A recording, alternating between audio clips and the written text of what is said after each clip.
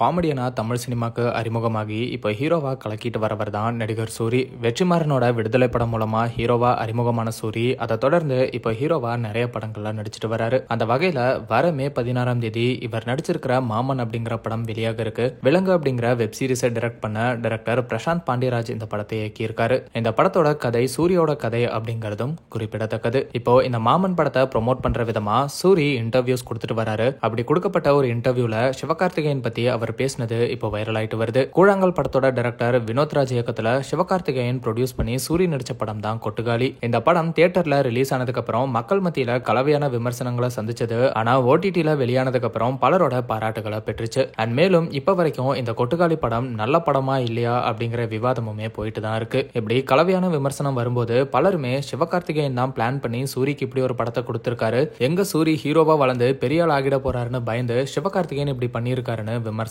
எழுந்துச்சு. இப்படி சிவகார்த்திகேயன் மேல வைக்கப்படுற விமர்சனங்களுக்கு முதல் முறையா சூரியே வெளிப்படையா பேசியிருக்காரு. அவர் என்ன சொல்லியிருக்காருன்னா, எனக்கு ஒரு நல்ல படம் நடிச்ச சந்தோஷம் இருக்கு. என்னோட வாழ்நாள்ல நான் பண்ண முக்கியமான படங்கள்ல கொட்டுக்காளி படமும் முக்கியமானதா இருக்கும். என்னோட குடும்பம் மற்றும் என்னோட பசங்க எல்லாரும் நான் இப்படி ஒரு படம் பண்ணியிருக்கேன்னு சந்தோஷப்படணும். அதை தான் நான் பெருமையா நினைக்கிறேன். மெய்யழகன் படம் ரொம்ப பிடிச்சது. வாழ்க்கை ஓடுற வேகத்துல இங்க யாருக்குமே நிதானம் இல்ல. ஒருத்தர் சொல்றத கேட்கறதுக்கும் புரிஞ்சுக்கிறதுக்கும் யாருக்கும் டைம் இல்ல. ஓடிட்டே இருக்காங்க. அதுக்கப்புறம் கொஞ்சம் தூரம் போய் நின்னு நல்லது தானே சொல்லியிருக்காங்க அப்படின்னு யோசிப்பாங்க. இருக்கப்பவே எல்லாத்தையும் கொண்டாடுங்க, உறவுகளை கொண்டாடுங்க. அதே மாதிரி தான் ஒரு நல்ல படத்தை அப்பவே கொண்டாடுங்க. மத்தவங்க சொல்றாங்கன்னு முடிவெடுக்காம நீங்க ஒரு படத்தை பாருங்க, கதை என்னன்னு பாருங்க, புரிஞ்சுக்கோங்க.